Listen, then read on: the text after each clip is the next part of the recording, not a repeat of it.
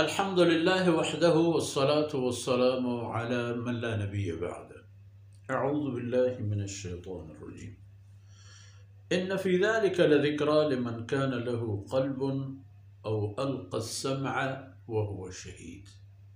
ولقد خلقنا السماوات والأرض وما بينهما في 6 أيام وما مسنا من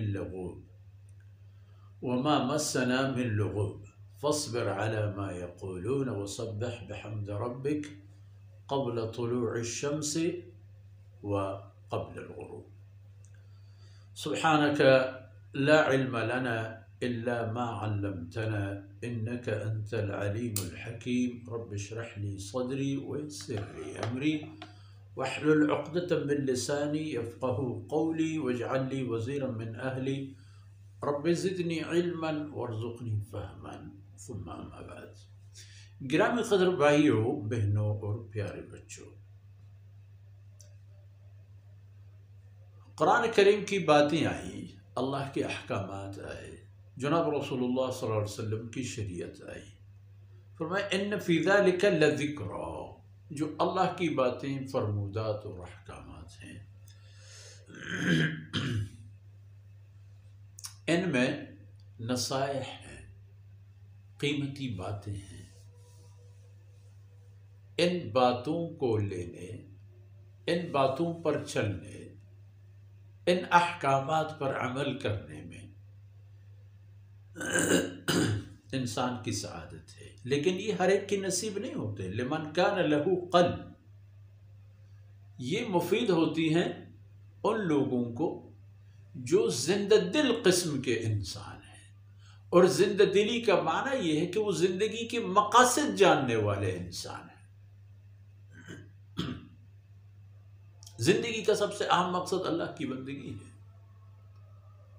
تو اس بارے میں کہ اللہ رب العزت کی بندگی کرنی ہے وہ جانتے ہیں، اور دل و جان سے جانتے ہیں، یعنی اس کی تلاش میں ہوتے ہیں، لگے رہتے ہیں ان مقاصد کو پانے اور حاصل کرنے میں. او القى السمع، یا وہ آدمی جو جب اللہ کی باتیں پڑھی جائیں، بیان فرمائی جائیں تو دل لگا کے سن جاتا ہے. وہ شہید، اس حالت میں کہ وہ دل و جان کے ساتھ اس محفل میں اپنے آپ کو موجود کر دیتا ہے. ایسا نہیں ہوتا کہ باڑی تو اس کا وہی مگر دل اور خیالات کہیں اور. نہیں، سب کے سب اللہ کے کلام کے سامنے ہی ہوگا. تو انسان یاد رکھ لیجئے، جان لیجئے کہ وَلَقَدْ خَلَقْنَا السَّمَاوَاتِ وَالْأَرْضَ وَمَا بَيْنَهُمَا، ایک ہیں آسمان اپنی تعداد اور وسعتوں کے ساتھ، اور ایک زمین اپنے وسعتوں اور تہوں کے ساتھ، کہ کتنے طبقات ہیں زمین کے. چونکہ قرآن کریم کا اس بارے میں اشارہ بھی ہے کہ زمین کے بھی 7 طبقات ہیں.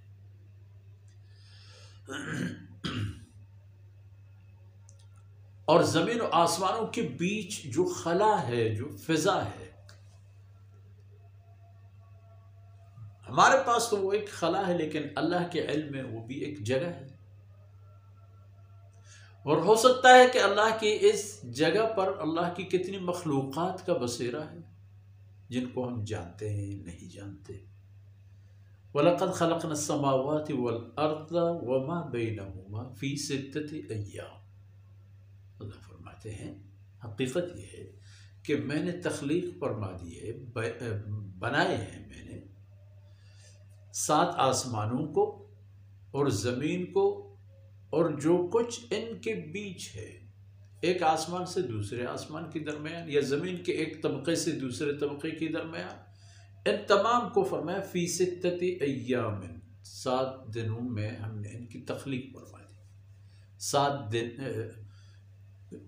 6 دنوں کی مدت میں، 6 دنوں کی مدت میں، 6 یعنی 6 دنوں کی مدت میں ہم نے ان کی تخلیق فرما دی. اور یہ سب کچھ اس لیے نہیں کہ اللہ کے لیے کوئی مشکل کام تھا جس کے لیے 6 دن لگے، لمحات بھی تو اللہ کے پاس اتنے کام کیا جا سکتا ہے جتنے وہ مہینوں اور سالوں کے مقابلے۔ لیکن اللہ رب العزت اس زمین پر چونکہ انسان کو بسانا فرماتے ہیں، اور انسان کی طبیعت بھی اللہ رب العزت نے انواع و اقسام کی تضادات کو اکٹھا کر کے بنایا ہے،